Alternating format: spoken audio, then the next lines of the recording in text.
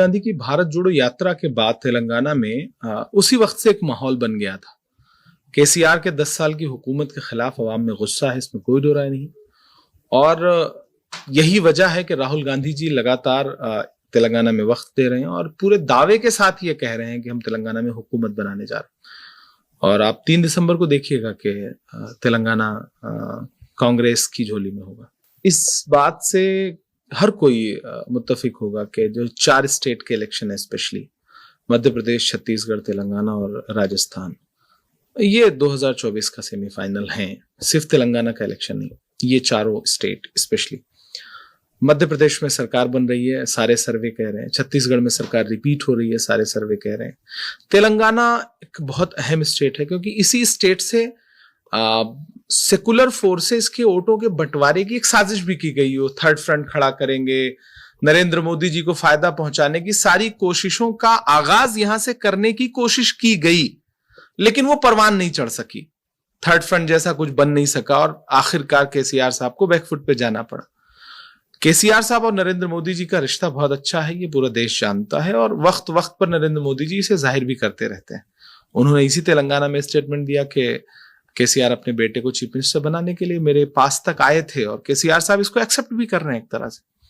तो तेलंगाना बहुत अहम है 2024 के लिए भी।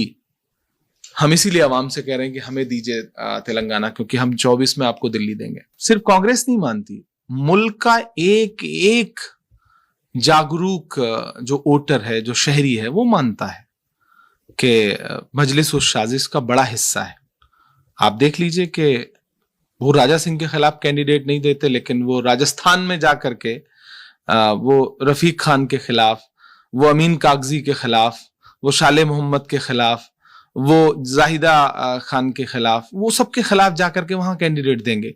वो सीमांचल में जाकर के जो मुस्लिम उम्मीदवार हैं उनके खिलाफ कैंडिडेट देंगे। वो आप सोचिए कि अकबरुद्दीन ओवैसी साहब इस क्रूशल टाइम में, जब तेलंगाना में केसीआर साहब के लिए नफसी नफसी का आलम है, तो उनके लिए गोशा महल में जाकर प्रचार नहीं कर रहे हैं, लेकिन वो जयपुर लैंड कर रहे हैं और जयपुर में जाकर के कैंपेन कर रहे हैं। 1,500 की आवाम को जो है वो उनसे खिताब कर रहे हैं। तो ये साजिश नहीं है तो और क्या है। बहुत बुलंद फजा में तेरी पतंग सही, मुझे पता है मगर डोर किसके हाथ में। हम इस चीज को देख रहे हैं मुसलसल।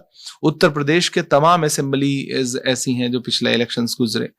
आप सोचिए, योगी आदित्यनाथ एक बयान देते हैं, फिर असदुद्दीन ओवैसी साहब उस बयान का काउंटर करते हैं और फिर तीसरे पार्ट में योगी आदित्यनाथ साहब क्या कहते हैं, असदुद्दीन ओवैसी साहब बड़े नेता हैं, अगर वो कह रहे हैं तो सही कह रहे होंगे।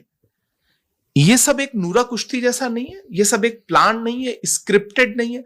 जब जब भाजपा किसी मुद्दे पर फंसी होती है, तब तब उस बात को घुमाने के लिए, ट्विस्ट देने के लिए असद साहब को देश का हर गोदी मीडिया, स्पेशली गोदी मीडिया लफ्ज इस्तेमाल कर रहा हूं, उसके प्राइम टाइम में उनके लिए स्पेस है। किसी दूसरे सेकुलर जहनियत की बात करने वाले नेता के लिए किसी भी प्राइम टाइम में जगह नहीं है, लेकिन उनके लिए प्रॉपर जगह है। जैसे इस बार तेलंगाना की आवाम समझदारी दिखा रही है, इस समझदारी की शुरुआत तो मुझे लगता है कर्नाटका से ही हुई है। कर्नाटका गए तो थे, इलेक्शन लड़ने गए थे, आप गए तो थे ना, आपको भी पता है कि गए थे। तो समझदार निकली वहां की आवाम, पॉलिटिकली बहुत साउंड है वो लोग। उन्होंने जेडीएस को, एमआईएम को, सबको किनारे करके, एसडीपीआई को, सबको किनारे करके उन्होंने एक सेकुलर हुकूमत चुनी। देखिए, आपको ऐसा नहीं लगता कि मजलिस के कांग्रेस पे लगने वाले तमाम इल्जामात वो मौसमी होते हैं? जब इलेक्शंस आते हैं तो कुछ इल्जामात निकल के सामने आ जाते हैं, जब इलेक्शंस गुजर जाते हैं तो वो डब्बे में चले जाते हैं। भाई, मेरी पैदाइश 87 की है। जब शहादत हुई मस्जिद की तो बमुश्किल मैं 5 साल का रहा हूँगा। मुझे सियासत अब अगर मैं देखूं तो मैं तो एक बात माजी में जाके यही देखूंगा कि जब शहादत हुई उस वक्त इनके वालिद साहब कांग्रेस के साथ थे और मेरा ख्याल है कि वो इनसे तो ज्यादा ही समझदार पॉलिटिशियन रहे होंगे, क्योंकि इनके वालिद थे तो जाहिर सी बात है वो अपनी पूरी उम्र कांग्रेस के साथ रहे, ये बाद में भी कांग्रेस के साथ रहे। आज जब तेलंगाना में मतलब बुनियाद हिल रही है बीआरएस की भी और एमआईएम की भी, तो सिर्फ एक इल्जाम मिल रहा है उनको। कभी वो कहते हैं कि राहुल गांधी से कि आइए हैदराबाद से इलेक्शन लड़ लीजिए, कभी फिर बाबरी मस्जिद पुकारने लग जाते हैं, अगर मस्जिद की शहादतों से इतना मोहब्बत है, दर्द है उसका, तो तेलंगाना में होने वाली मस्जिदों की शहादत पर असदुद्दीन ओवैसी साहब मुझे तो कभी तकरीर करते हुए नजर नहीं आए। कितनी मस्जिदें टूटी और तोड़ने वाले कौन हैं? सेक्रेटेरिएट की मस्जिद के जानमाज और वहां मौजूद कुरान पाक कहाँ चले गए पता भी नहीं चला, और कभी एक सवाल नहीं उठाया उन्होंने। तो मुझे लगता है कि जब आप अल्लाह रसूल के नाम की सियासत करें तो फिर उसमें थोड़ी ईमानदारी भी रखें। फिर